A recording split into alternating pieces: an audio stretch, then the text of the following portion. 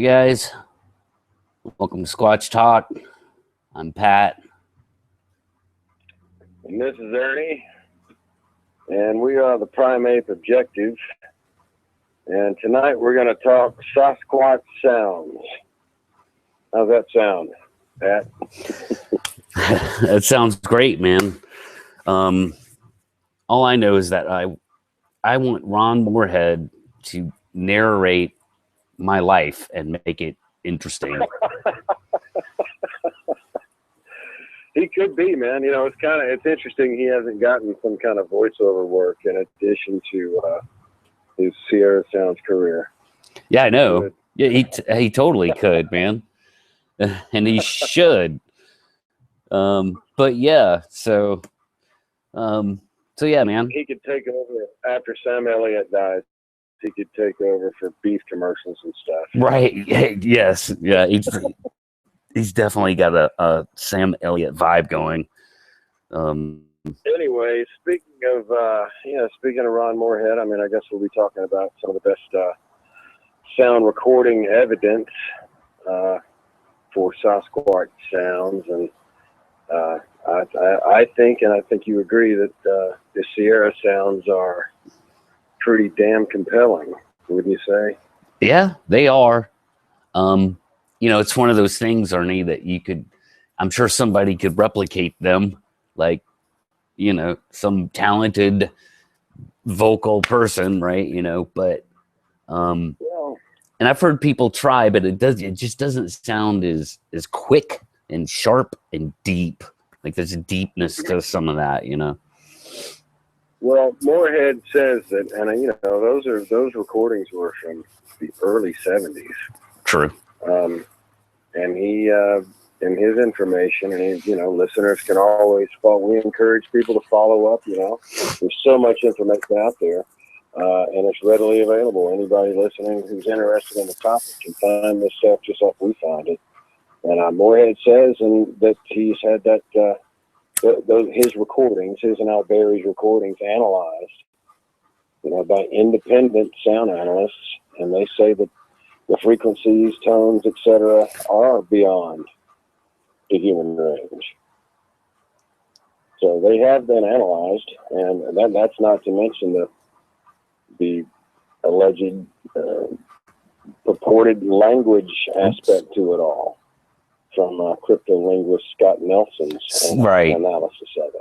Yeah, and I could probably go back in the description once we're done. I can edit in. I'll put a link to that news report that you sent me about him.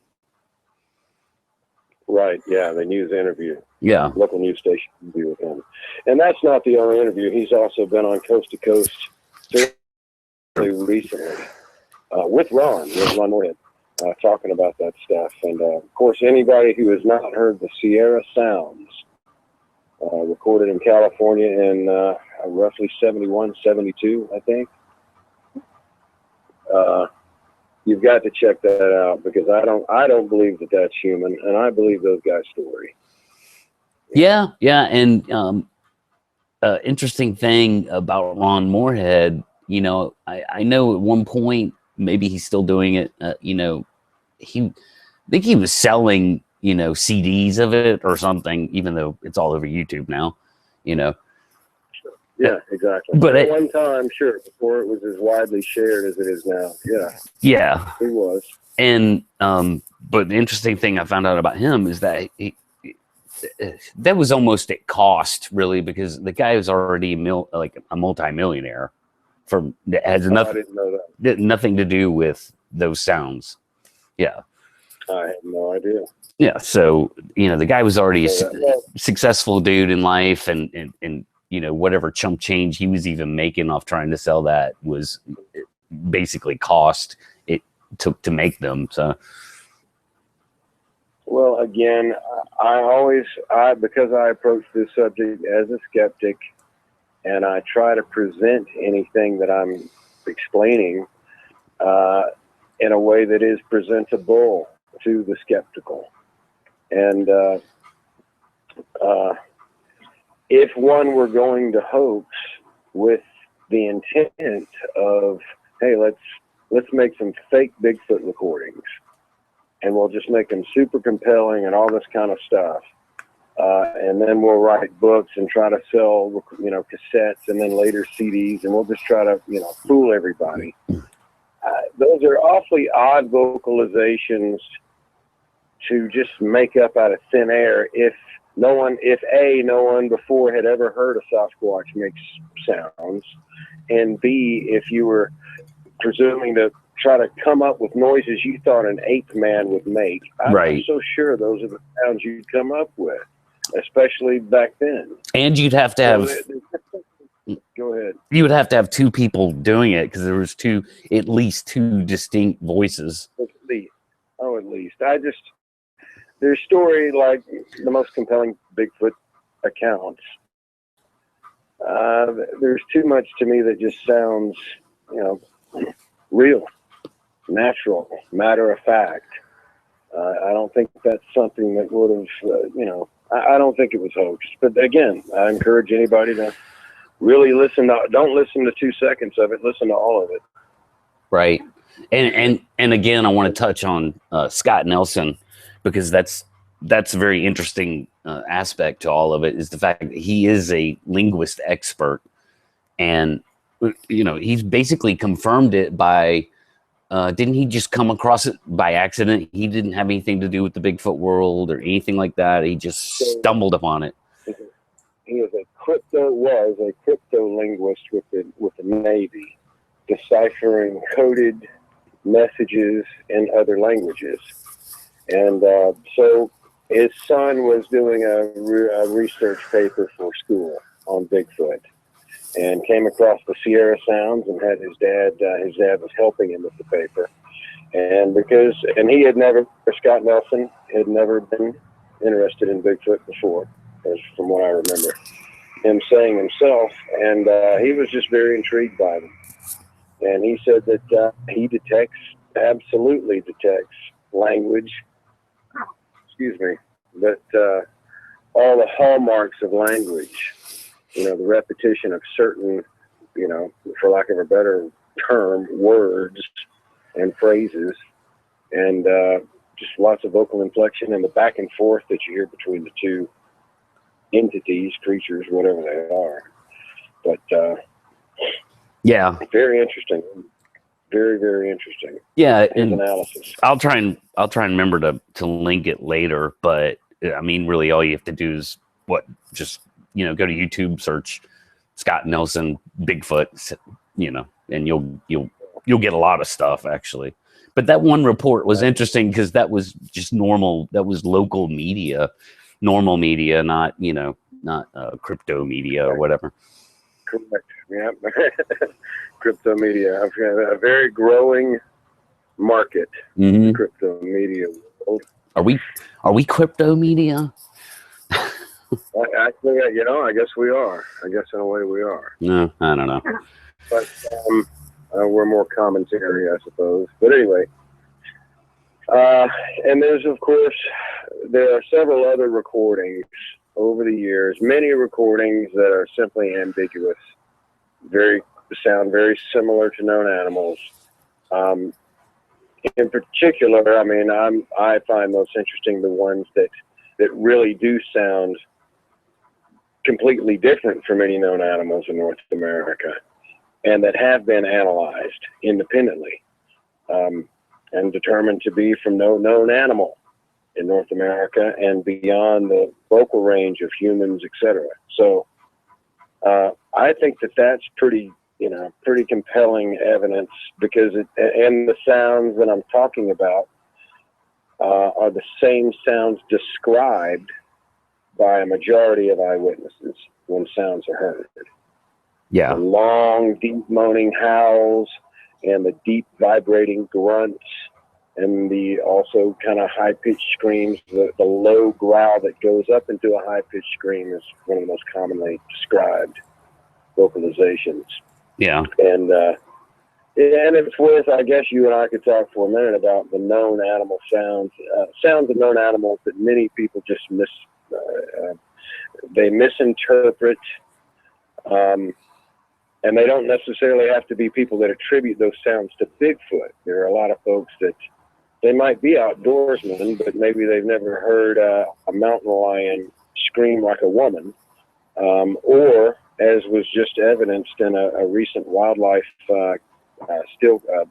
trail cam video with sound, a mountain lion was chirping like a bird, presumably calling. This was just, say, a week ago. This was on the internet. And yeah, it was right there in front of the camera, chirping like a bird, maybe to call in its young or something. But prior to that, I don't think anyone had ever known that mountain lions might make that noise. You would swear it was a bird. In fact, we may have heard it before. I may have heard it before in all my years in the woods. So, right. Not to mention foxes, bobcat, buck deer, but especially elk bugling, and it's worth mentioning that just because a person spends a lot of time in the woods and hears a lot of noises and sounds from different animals doesn't mean he or she is going to hear every noise that every animal makes. Yeah. And be familiar with every single sound. Now, so the best you can do, now I've heard a lot of animal sounds, but I've also done a lot of research and gone online, not just YouTube, but, searched ornithology sites, established, if people want to reference research stuff, but at least look for, the most established accredited source, like like I say, you want owl sounds, go to a wildlife agency site that sort of deals specifically with owls, and you'll have they'll have a whole menu of sounds for you to hear. Yeah. And, I live in the woods. You know how much time I spent in the woods, and I had never heard a majority of the sounds that the species of owl I have in this area make. But there they were, sounding like something unearthly. Yeah. Barred owls. Right. And so people should at least, and the reason I think it's good to bring it up is because so many Bigfooters, I think they're very well intentioned, and they may have a good bit of outdoor experience, but they simply didn't study up on what they hadn't already heard. Yeah. And so you hear a lot of recordings on these Bigfoot podcasts and stuff, and people are playing what are, you and I know several times, have been obvious coyote sounds. Yeah. And I've heard foxes, mountain lion, bobcat, and it's just these people are unfortunately they just weren't aware that those sounds could come out of animals they were familiar with. They just weren't familiar with that those animals could make those noises. Yeah. And so it's worth mentioning that before going further. We don't think that every noise in the woods is Sasquatch. Yeah, exactly. You can't let your brain go there. You drive yourself nuts if you're out in the woods at night. Because coyotes, that's right. Coyotes, they are funny sounding things, and they have a huge range of vocal language almost themselves. Yeah, and none of it really sounds canine to you. No. When they first sound off, it can sound like a police siren at first, when the first one sounds off, and then there's just the chorus behind them of just banshee wailing coyotes going nuts. And yeah, and they can get a little hyena on you too, Yeah, very strange. So very strange. Sort of similar to hyenas, but which I believe hyenas are not canines actually, but what was I going to say? Oh, I'm sorry, Ernie, did you say barn owl or Bart owl? B-A-R-R-E-D. They make a very wide range of vocalizations that are so loud and deep, you would not think that could come out of a bird. And we're not talking hoots. These are some banshee wailing birds from time to time, and I was completely unaware of those sounds. Now, a lot of the typical call that's kind of a musical rhythm that barred owls will make I'm very familiar with. I've heard that many times, but I've never heard them make the sounds that I've researched and found that they made. Now, barn owls, B-A-R-N, they make more of a screeching sound. And I have heard that also. And of course, deer, deer, a buck and rut can make a bellowing, a bellowing, bleeding grunt. Mm-hmm. Kind of that you would not think a deer could make a sound that big and deep. But well, they have big lungs, and white long necks. Back to these alleged Bigfoot sounds. I mean, it's the Ohio howl type of vocalization, for example, is described very often, and it's been recorded, by more than one person in more than one area. To me, it sounds bigger than human, and it has allegedly been analyzed on this. I sent you the link, I believe, showing the, I believe it was the BFRO site. Yeah. Mm-hmm. Showing the, that's a famous one. Oh yeah, the wave file, I guess it is. Yeah, exactly. And so, and it's from what I understand, it has been determined to be, beyond, not to be human. But that's not the only type of vocalization. There's also the whoops and just the absolute earth. Yeah.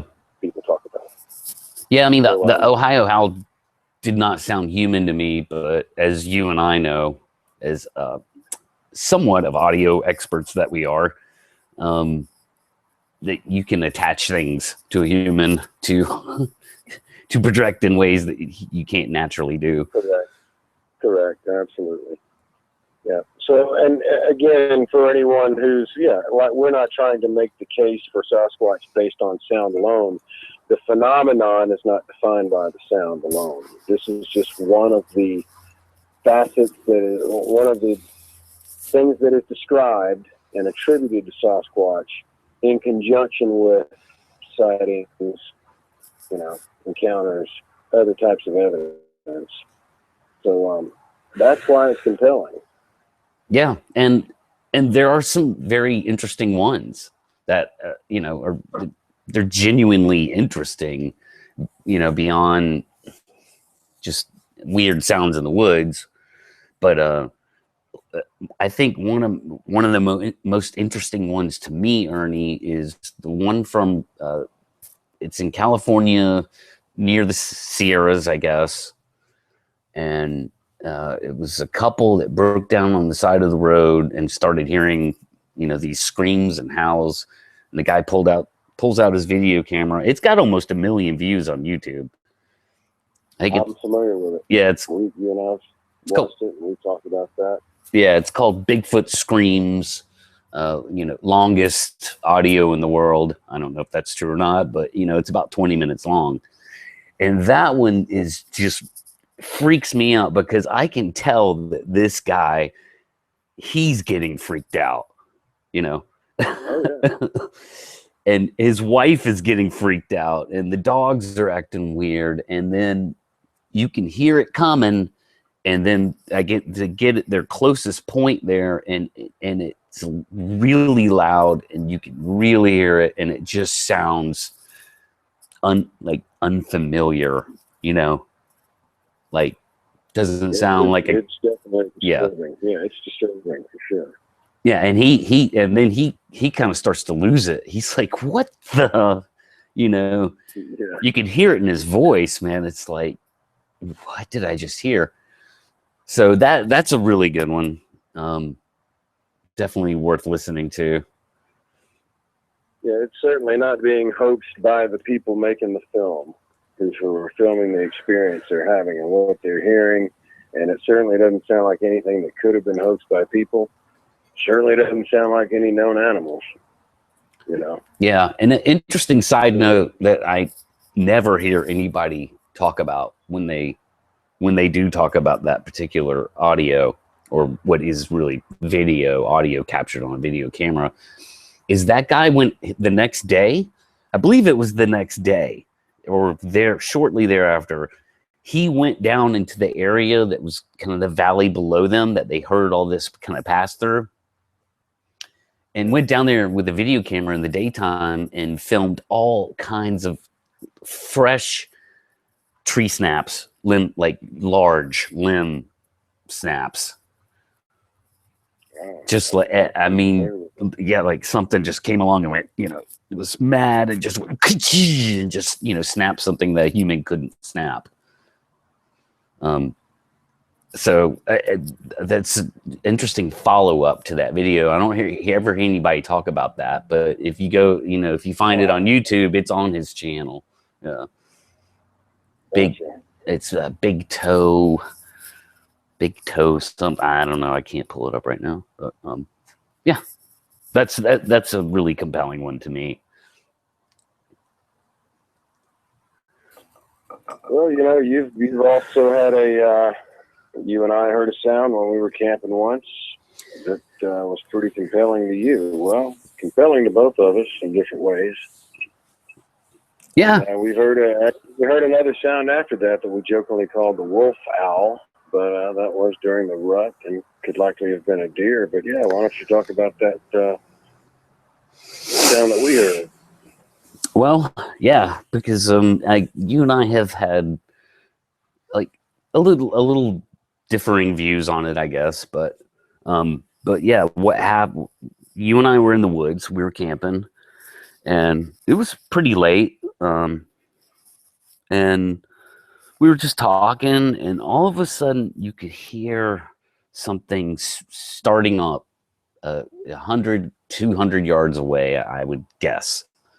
You could hear it low, and it kind of sounded like a dog, and then it kind of sounded like two dogs getting ready to howl or something, and then it just kept going up in pitch to a banshee type scream is the only way I can describe it. And it lasted. I honestly think it lasted 20 to 30 seconds. It was within that range from beginning to end.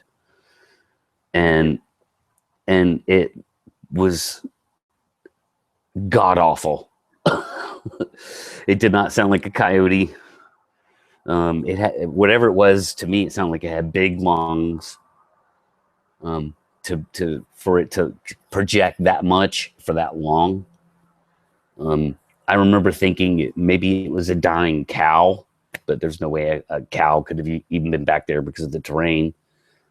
Correct. So it was something like that. I just remember trying to assess it afterwards, which, by the way, I pretty much stood watch with, a rifle over my shoulder until the sun came up, because it had that much of an effect. Yeah, it had that much of an effect on me. It was very scary. And I've encountered bears in the woods, not been scared. I've had coyotes come within 40 feet of my tent and, hooting and hollering at me, and I wasn't scared. I was pissed, like, yeah. So, I've, dealt with animals in the woods at night, and, this just made me, want to not go to sleep, basically. So that's the way I remember it in a very brief way. Well, it was certainly interesting, and it was certainly an extended vocalization. And I would have to say, I guess that's probably the longest vocalization that I've ever heard an animal make. And I would agree that probably lasted for it had to be 20 seconds, I would say. Mm-hmm. And you could be right, maybe longer, but I would agree with you that, on the 20-second mark. And, when you're listening, to me, it did sound distant. I'd be willing to say it was closer than 200, maybe 100 yards away. And again, we're talking about very dense forest. And at night with hillsides to bounce around off of. Yeah. Oh yeah. Very, very hilly, very mountainous, very hilly territory. So sound can travel, but it definitely sounded like, to me, it sounded like two creatures vocalizing sort of over the top of each other in the beginning, and one seemed to sound like maybe it petered out, and one carried on for, like I say, a good 20 seconds. Yeah, I remember that harmonizing, and then it just kind of went away. Yeah. Yeah. So again, inconclusive. It just wasn't. In my hearing, I'm sure it's not as good as yours is, but No, we're about the I same. just didn't hear. I didn't hear a deepness to it that I felt that would justify it. Yes, it was a long vocalization, but I still felt the tone of it would fall more in the category of, like I say, owls or foxes or bobcat. That was just what I felt was more reasonable given my memory of the sound. But again, I don't have the same hearing that you do. Well, I'm not.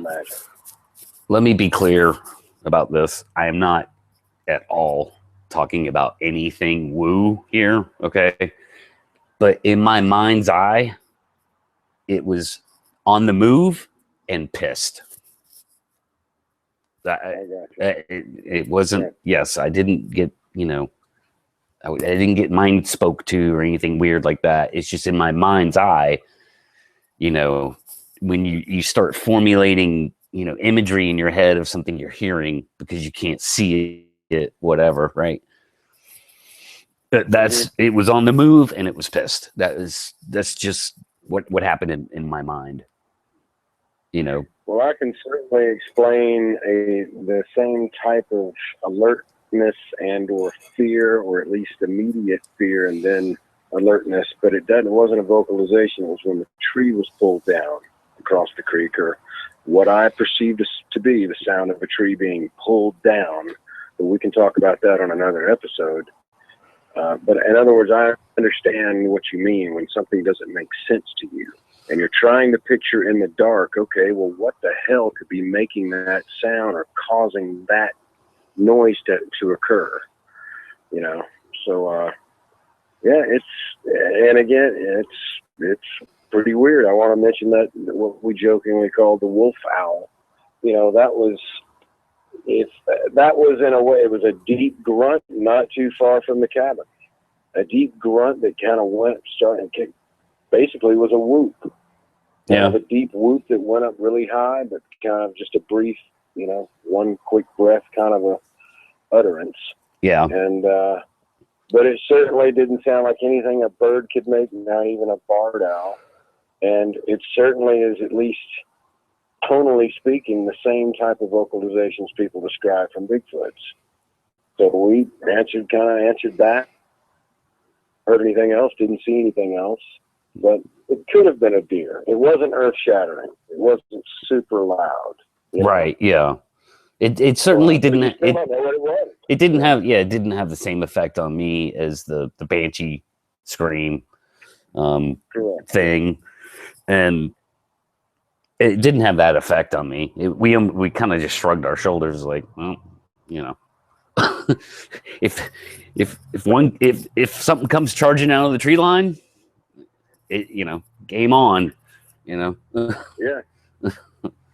Oh, we were ready. If anything even if it was a known animal, if anything was coming in to give us a hard time, it would have had a bad night. Yeah. Had a bad night. Yeah. Even if it was mutual. Yes. Exactly. But yeah, and I actually in the future I was just going to say, back to these recordings we've been referencing. Hopefully, in the future, we can maybe do an episode and include highlights of these, the clips of these recordings we've been talking about. Yeah, and I had another vocalization, possible encounter, whatever. Right. It was weird. I was at the same exact area, the same exact site. You weren't there, but I had somebody there with me, and I left them at the campsite, and I wandered off to go pillage you're firewood. and so the person that I left behind was about halfway in between where I was and what I was hearing, and it stopped me dead in my tracks. It sounded like an owl. I called it the retarded owl, but it sounded like a monkey. I hate to say that. God, Ernie, did I just say that? I did. Because at the time I was like, it's one of those things, dude, when you hear it, you're like, there's no way. Like the first thing that pops in your head is like, there's no way. I'm not. That's absolutely right. Absolutely right. I'm not hearing this right. So I stopped and listened, and it sounded like a retarded owl monkey. So it had this weird kind of chimpanzee sound to it. It's really hard to explain. And of course I didn't think to pull my phone out and, start recording because I was so like dead in my tracks, just focusing on what I was hearing. You know what I mean? So anyway, it went away. And I knew that the person that I was there with, I knew they heard that better than I did. So I whatever, I got what I needed, and I went back, and I was just approaching them. I was like, "Hey, did you hear that weird owl?" And they just immediately said, "You mean that chimp chatter?" And that's when it hit me, man. I was like, "Oh no, that I was hearing it correctly." Like, I mean, they just said that, like, "You mean that chimp chatter?" And that's my heart sunk. I was like, no, I did not want it to be that you heard it the same way I did. They heard it even better. So that was my other weird vocalization that happened. Well, again, we all we can do is keep our eyes and ears open. And although I have to say, I guess a part of this that we haven't really discussed yet is what I hope I never hear and experience is the type of vocalization people describe where it's just it's literally shaking their insides. Right. And they can feel their bones vibrating. They feel absolutely frozen still, paralyzed by the sound and the sighting combined. I think that is very compelling. I've heard it described in written reports that long before the internet came along, and of course many times since then. And it's a consistently described type of sound. Whether it's audible for them, we can talk about the infrasound part later. Right. But people hear these vocalizations that they describe as being louder than anything that they can really even describe. Just absolutely earth-shatteringly loud and vibrating the ground they're standing on and the bones in their chest. So I think that's worth mentioning too. Yeah. It sounds a little maybe over the top, but that's how people describe it, and they describe it often. Sure. But I mean, if you consider the physiology, right, of something that would be that big, so you take in lung capacity and you start thinking about vocal cords. Absolutely. I mean, not to transpose our exact physiology onto them, but hell, dude, I can almost feel a cat purring, from the other side of the room sometimes. And absolutely. And while we're talking about just known animals, there are qualities in the vocalizations of many large mammals that do have a similar effect, and they can be, deafening. Even having a grizzly just roar full blast in your face would be deafening. Now, most people don't survive a roar in the face from a grizzly, but right, it would be very loud. Yeah, and And, gorillas, well, while we're talking primates, can make very loud, the big, kind of like the Ohio howl, very loud vocalizations for long-range communication. Like you say, if we're talking about something that has the chest as deep as people describe seeing, that must have his lungs as big as would fit in the chest people describe seeing. Right. Really long vocal cords.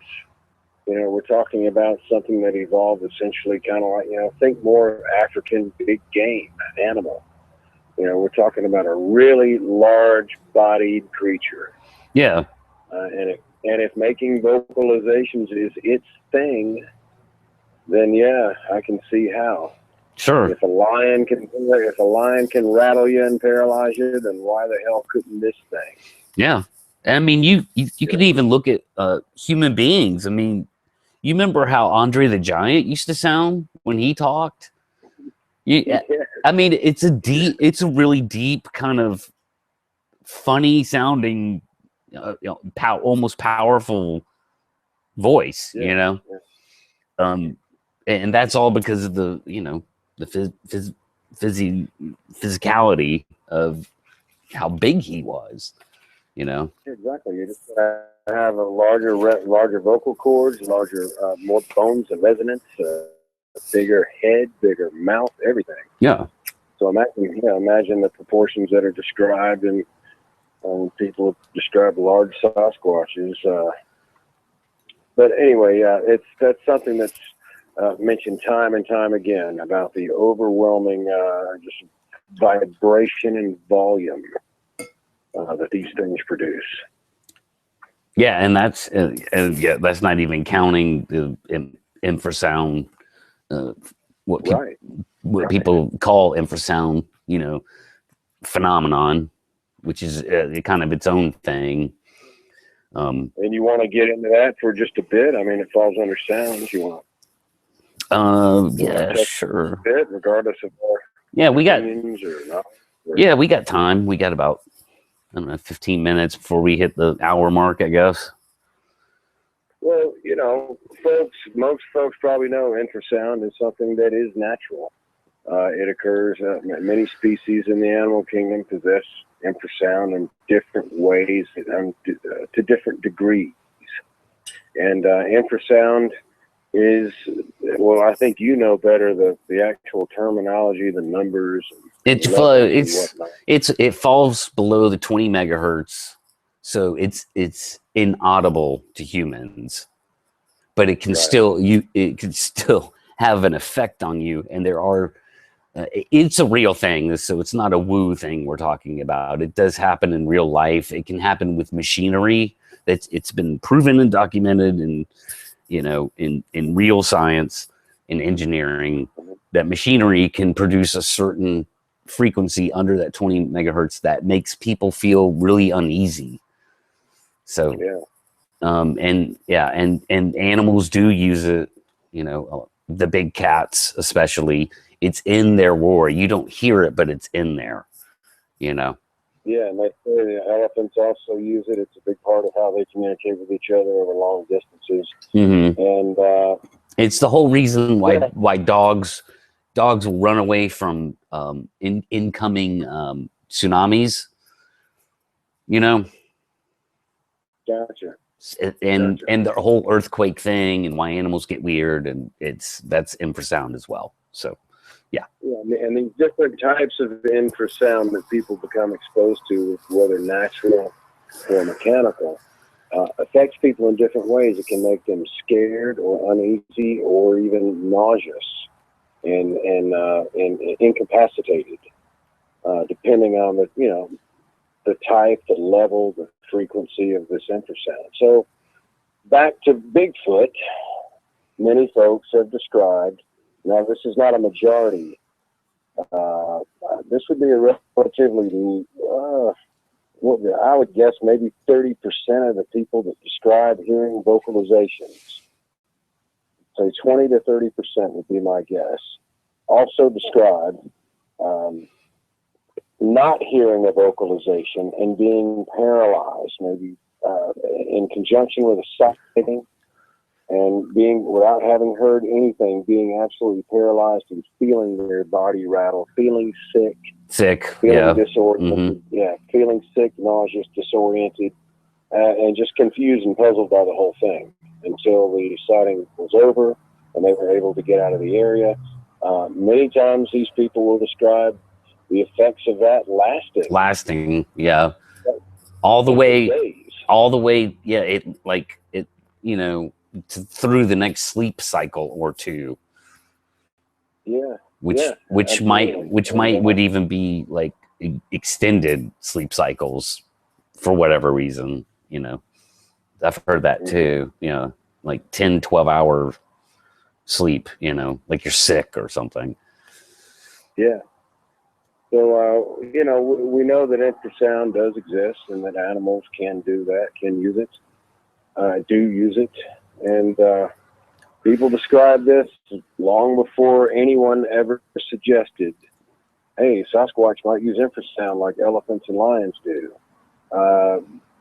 People kind of had to, you wind up finding the correlation after you hear the descriptions of the effects from the encounters. But I would say it's been consistently described, if it only accounts for 20 to 30% of encounters where some type of sound or effect from sound was described. It's pretty darn consistent. Yeah. And, from what I've heard people say, man, I don't think I would ever want to experience that. Yeah. And I mean, and I mean, it's all legit, man, because all sound is manipulating the air, essentially.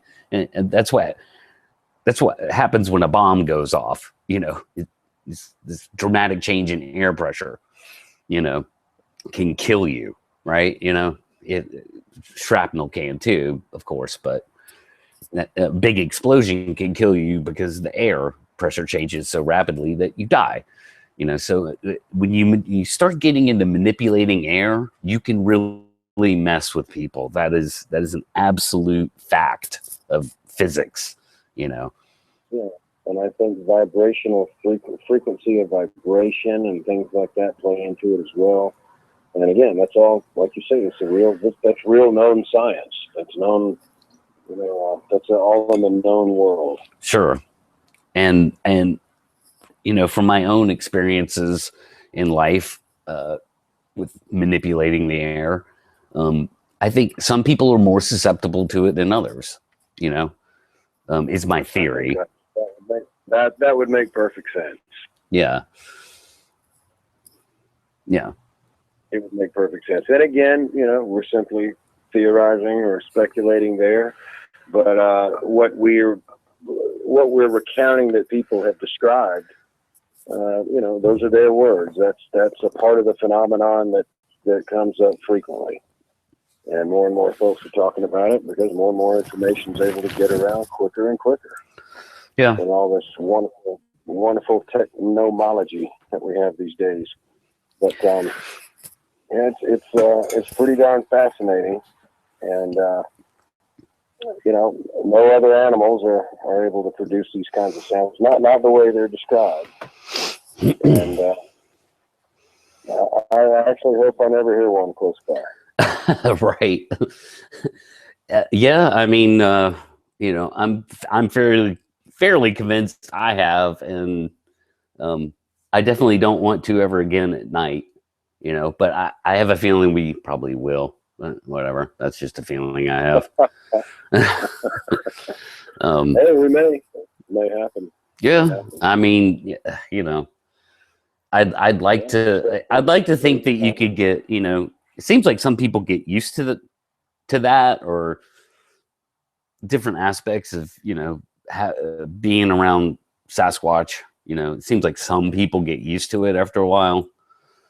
I don't know how you ever get used to something that big, screaming and yelling at you, Yeah. As I said before, for the record, I'll try to say this each episode. I do not believe in Bigfoot, but I have studied like a fanatic and research this phenomenon, and I'm compelled by the totality of the evidence, physical and circumstantial and cultural and historical, to conclude that I know that it's possible, and I believe that it's likely, but I don't know. Yeah. But I got to tell you, if I were in the woods, and you and I are planning some research projects that we've got in the works in some areas that we think might be pretty fruitful. If I'm ever in the woods and I encounter a sound like what is described and what we've heard in these recordings, I really would be terrified. I'll tell you, I think that would terrify me. Yeah, I mean, if these things are real and they are the proportions that that people say they are, then I mean everything about them is going to be terrifying. Yeah. If you catch one urinating on a tree, it's going to be terrifying. Exactly. No matter what, exactly. And I don't think I could ever get used to, even if I knew they existed. I would think, you would still be in just absolute stunned awe of the fact that there are 8-9 foot tall apes walking around in the forest. And of course, a lot of eyewitnesses do still sound that way. That's kind of how they describe their whole post-sighting world, is being in awe of it. Yeah. But yeah, as I mentioned, that the skeptic, me being skeptic, we're both skeptics, true skeptics. Mm-hmm. The reason I've mentioned that angle again is just because I think it's important for any listeners or people who are not as informed on this phenomenon, who maybe are taking an interest in it, or just the out and out skeptic who wants to see, how easily they can debunk what we're talking about. Again, I'm not expecting to see a Bigfoot. I actually don't expect to see one. It's not because I think they do not exist. Again, I think it's likely they do. But, the first thing, if I were to see something, I would probably be trying to square it away as a person or a known animal, just like most alleged Bigfoot eyewitnesses say. And if I heard something, I would first try to figure out, like I think you would too. Man, could that be a man? Could that be a dying cow? Your mind is trying to make all these associations. Yeah. But man, if I heard something that was undeniably, that different, that much louder than any other known animals, then yeah, I would be absolutely terrified. I'm not expecting to see Bigfoot, and I'm quite experienced in the outdoors. So I just think that point of view is worth mentioning. Not everyone who's interested in this subject is a true Bigfoot believer or thinks that every sound they hear is going to be a Bigfoot. They're not necessarily, not all of us are expecting this to happen every time we walk in the woods. No. Yeah. And as far as walking through the woods goes, I don't expect to see one because I don't want to. If I'm in the woods and I'm walking through the woods, I don't want to see one. I just don't. I understand. I know. I'm leaning more and more toward that feeling myself. Yeah. So I'm certainly not gonna make it up in my head something that I don't want to see. Yeah. Exactly. Hey, I don't. I've seen many bears, but I don't want to run across one on a trail. If it's not what I'm hoping for. No, I mean, not really.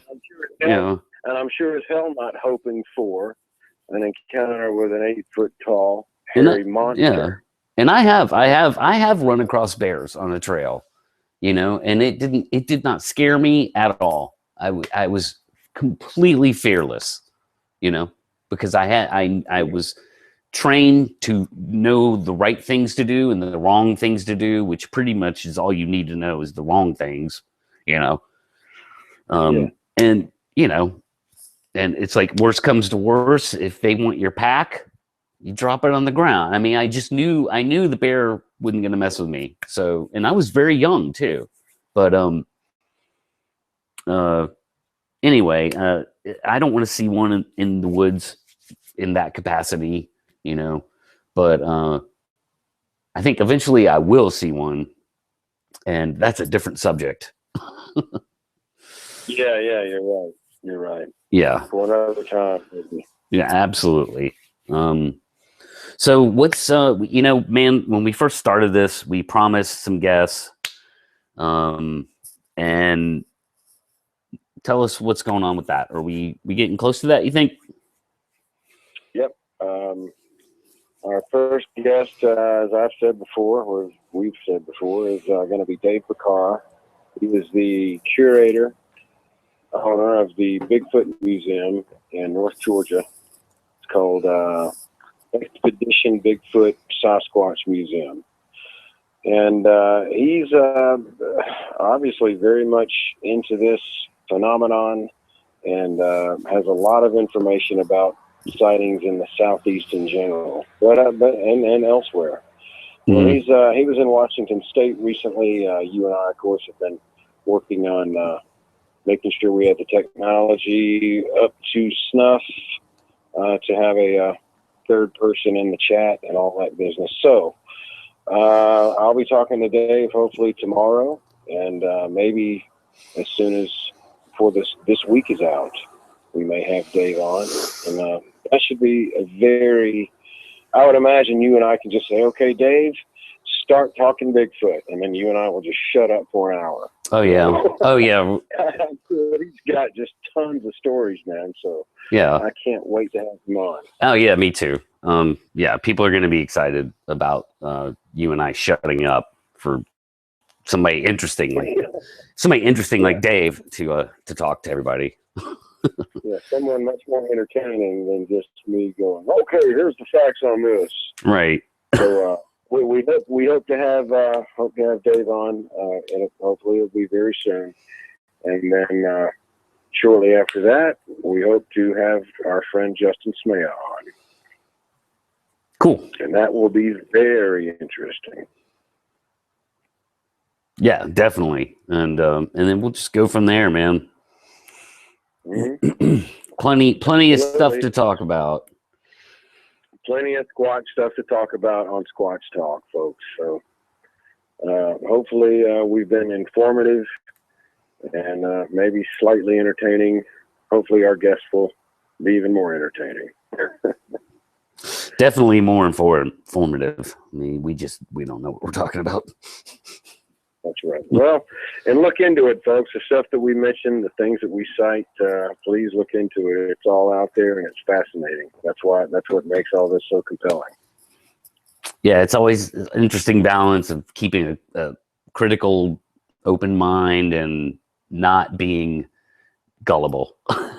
Exactly. Yeah. Exactly. It's definitely a balancing act with this stuff, but yeah. Mm-hmm. If anything, it's fun. So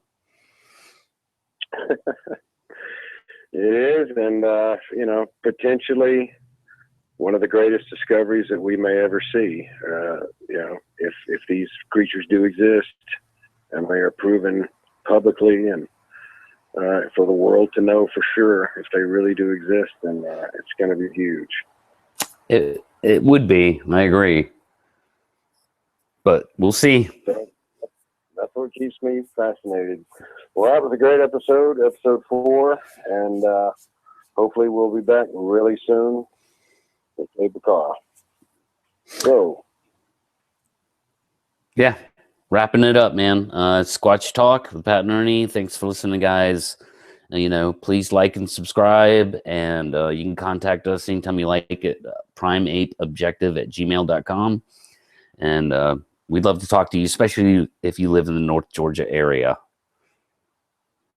Absolutely. Anyone who in the North Georgia area, the southeastern Appalachians, if you've had an encounter that you would like to talk to us about, please contact us, and know that we are not the gullible type.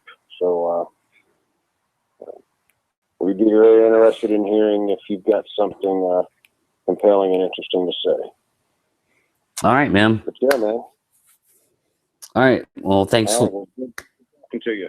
All right, man. Thanks for listening, guys. All right. Bye. All right.